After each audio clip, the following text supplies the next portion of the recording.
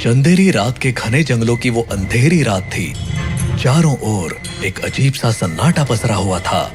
अचानक चारों ओर से सियार, भेड़िया, लोमड़ी और कुत्तों के रोने की भयानक आवाज आने लगी और तभी बदहवास दौड़ता शास्त्री आया, जिसने मजबूती से पकड़े कुछ अपनी छाती से लगा रखा था। उसकी सांसें फूल रही थी, पसीना बहे जा रहा था। उसने दौड़ते हुए पलटकर देखा, लेकिन गड्ढे में पैर पड़ने से वो गिर पड़ा और उसके हाथ से मोटी सी किताब भी छूट गई थी। शास्त्री जल्दी से संभाल कर उठा और किताब की ओर दौड़ा, लेकिन थम गया। उसने देखा अंधेरे में दो लाल आंखें उसे घूर रही थी। शास्त्री डर से चीख पड़ा, नहीं! शास्त्री की चीख गूंजते ही जंगली जानवरों ने रोना बंद कर दिया था। अगले ही पल चंदेरी के उस जंगल को सन्नाटे ने फिर से अपनी गिरफ्त में ले लिया था। अगले दिन चंदेरी में हंगामा सा मचा हुआ था। चंदेरी के लोग पुलिस के साथ मिलकर जंगल में शास्त्री को तलाश रहे थे। जंगल में एक लंबी तलाश के बाद शास्त्री का शरीर उन्हें मिला, जिस पर पंजों के निशान थे। ये देख एक आदमी बोला, लगता है जंगली जानवर ने शास्त्री पर हमला किया था। अगर जंगली जानवर का हमला था तो वो शास्त्री को खा क्यों नहीं गया? और जंगल के इस हिस्से में शास्त्री क्या करने आया था रात में, वो भी अकेले? इंस्पेक्टर की बात सुनकर सभी हैरान रह गए। इंस्पेक्टर ने आगे कहा, आसपास जंगली जानवर के निशान भी नहीं है, मतलब मामला कुछ ज्यादा पेचीदा है। तभी हवालदार चीख उठा, सर, शास्त्री अभी जिंदा है। तुरंत शास्त्री को उठाकर चंदेरी के अस्पताल ले जाया गया।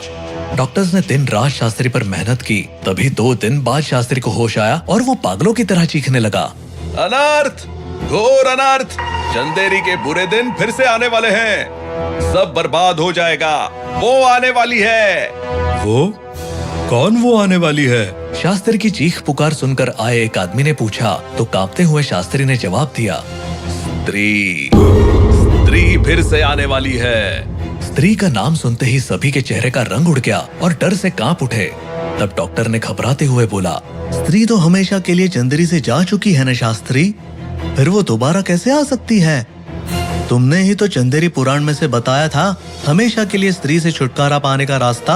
वही चंदेरी पुराण तो मुझसे छीन कर वो ले गया। उसमें दोबारा स्त्री को बुलाने का रहस्य भी लिखा था। ये सुनते ही वहाँ खड़े लोग डर से कांप उठे थे। शास्त्री ने अपने माथे से पसीना पोंछते हुए कहा, अगले सप्ताह शनि अमावस्या है। उसी दिन स्त्री को दोबारा बुलाया जा सकता है, इसलिए शनि अमावस्या से पहले चंदेरी पुराण को तलाशो, नहीं तो चंदेरी की गलियों में फिर से मौत बनकर स्त्री घूमेगी। शास्त्री की इस चेतावनी से पूरा चंदेरी कांप उठा। चंदेरी का बच्चा बच्चा चंदेरी पुराण को तलाशने लगा था। जैसे जैसे शनि अमावस्या नजदीक आती गई और चंदेरी पुराण लापता रहा, चंदेरी के लोग स्त्री लौटने की कल्पना से कांपने लगे थे। सभी ने दोबारा अपने घरों की दीवार पर लिखना शुरू कर दिया था, ओ स्त्री कल आना। चंदेरी के मर्दों ने दिन ढलने के बाद घरों से निकलना बंद कर दिया था। शनि अमावस्या की रात एक अजीब सा सन्नाटा चंदेरी में छाया था। दूर तलक सड़क पर आवारा कुत्ता तक नजर नहीं आ रहा था। लेकिन चंदेरी के जंगल में बेखौफ सोनू और मोनू चले जा रहे थे।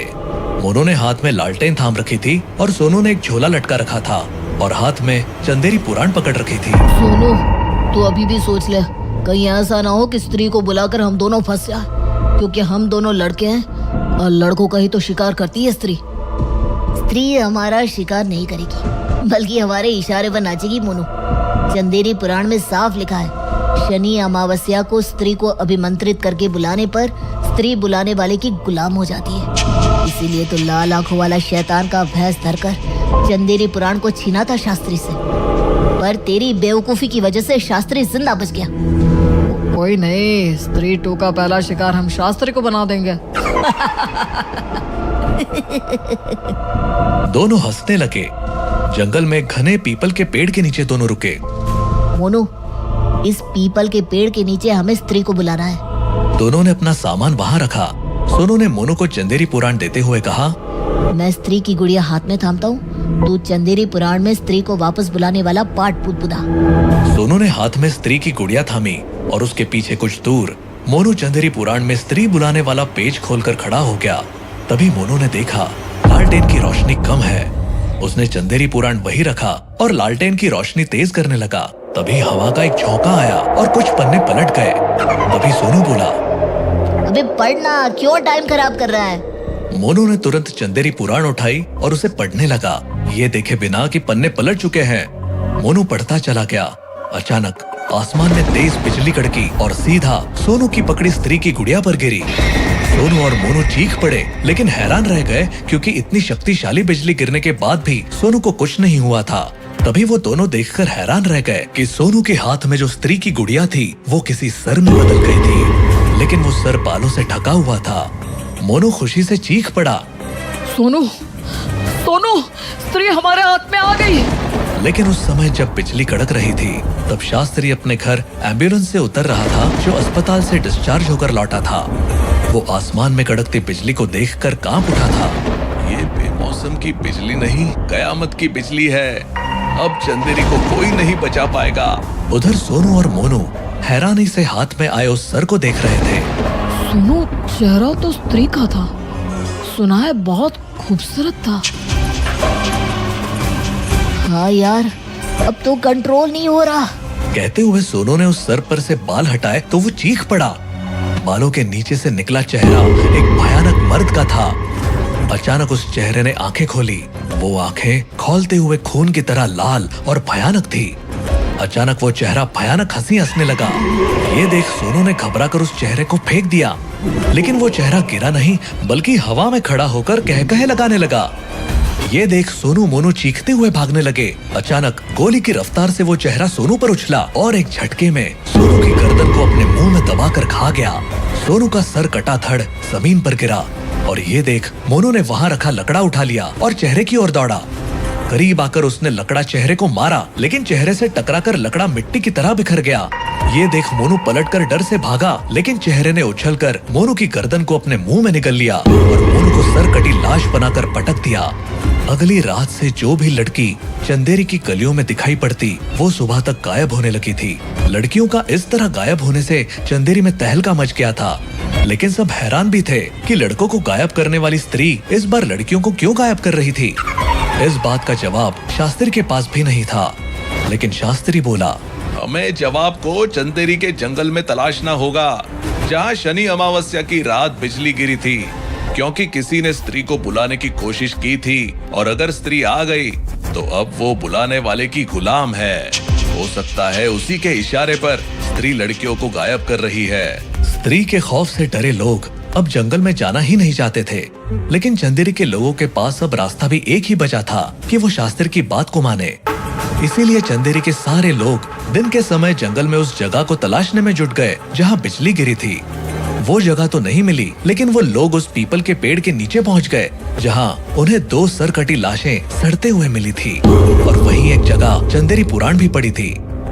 शास्त्री ने सबसे पहले चंदेरी पुराण अपने कब्जे में ली, फिर सरकटी लाशों को देखकर चंदेरी पुराण के पन्ने पलटे और वो खुद सिहर उठा। ये दोनों जो भी थे, इन मूर्खों ने स्त्री को नहीं बुलाया बल्कि सरकटा को बुलाया। वही इन दोनों का सर काट कर खा गया। सरकटा? अब ये सरकटा क्या है? सभी की जबान पर ये एक ही सवाल था, जिसका जवाब देते हुए शास्त्री ने बताया, सरकटा वो है जिसने स्त्री को स्त्री बनाया था। सन 1000 के करीब सरकटा चंदेरी के जंगल का एक लुटेरा था, लेकिन वो चंदेरी का राजा बनना चाहता था। तब चंदेरी के राजा को युद्ध में हराना नामुमकिन था, इसलिए एक तांत्रिक की मदद से सरकटा ने एक वैश्या को उठा लिया था और उस तांत्रिक ने उस वैश्या को स्त्री में बदल दिया था, जिसका काम था चंदेरी के नौजवानों को गायब कर देना। जिस दिन सारे नौजवान चंदेरी से गायब हो जाते, उस दिन लुटेरा सरकटा चंदेरी के रियासत पर अपना कब्जा कर लेता। जब स्त्री नौजवानों को गायब करने लगी, तब राजा को संदेह हुआ और फिर एक दिन राजा ने सरकटा का सर काटकर उसे मरने की जगह नरक में सड़ने के लिए भेज दिया। लेकिन स्त्री हाथ में नहीं आई। तब उसका तोड़ निकाला गया और दीवारों पर लिखना शुरू कर दिया, ओ स्त्री कल आना। मगर उन दोनों मूर्खों ने सरकटा को नरक से निकाल लिया और अब वो कहर बरसा रहा है। सरकटा को खत्म करने के लिए हमें स्त्री को बुलाना होगा। स्त्री अपना बदला लेने के लिए सरकटा को खत्म कर सकती है, तब उसे भी मुक्ति मिल जाएगी। चंदेरी के लोगों के पास दूसरा चारा नहीं था। उन्होंने चंदेरी पुराण से स्त्री को बुलाने का नया रास्ता तलाशा और स्त्री को बुलाया। फिर से बिजली कड़की और चंदेरी के चौराहे पर गिरी औरत स्त्री में बदल गई। चंदेरी के सारे लोग अपने घरों में छिपे थे। अब चंदेरी के सुनसान सड़कों पर सिर्फ 2 लोग थे, एक सरकटा और दूसरी स्त्री। और इन दोनों को एक दूसरे की तलाश थी। चंदेरी के चौराहे पर दोनों एक दूसरे से टकराए और सरकटा गुस्से से चीख पड़ा। मेरी गद्दार गुलाम, मैं जानता हूँ तूने चंदेरी के राजा को मदद की थी मुझे नरक पहुँचाने में, इसीलिए उसने तुझे छोड़ दिया था, पर अब मैं तुझे नहीं छोड़ूंगा। ये कहकर सरकटा स्त्री की ओर उछला और स्त्री की गर्दन को खाने के लिए अपना मुंह खोला, लेकिन स्त्री भी तैयार थी। उसने धरती से उस बिजली को निकाला जिसके रास्ते वो वापस लौटी थी और उस बिजली को सरकटा के माथे के बीच उतार दिया। सरकटा चीख पड़ा। बिजली आग बनकर उसके सर को जलाने लगी थी, लेकिन उसने मुंह बंद नहीं किया और चलते हुए स्त्री का सर गर्दन सहित निकल गया। स्त्री चीखते हुए उसके मुंह में समा गई और आग ने सरकटा के सर को जलाकर राख कर दिया। अब चंदेरी के लोग खुश थे। एक तीर से दो निशाने लगे थे। सरकटा भी गया और स्त्री भी खत्म हो गई। लेकिन शास्त्री ने चंदेरी पुराण को सुरक्षित छिपा कर रख दिया, क्योंकि चंदेरी पुराण में असंख्य राज छिपे थे जिनसे और भी बुरा हो सकता था।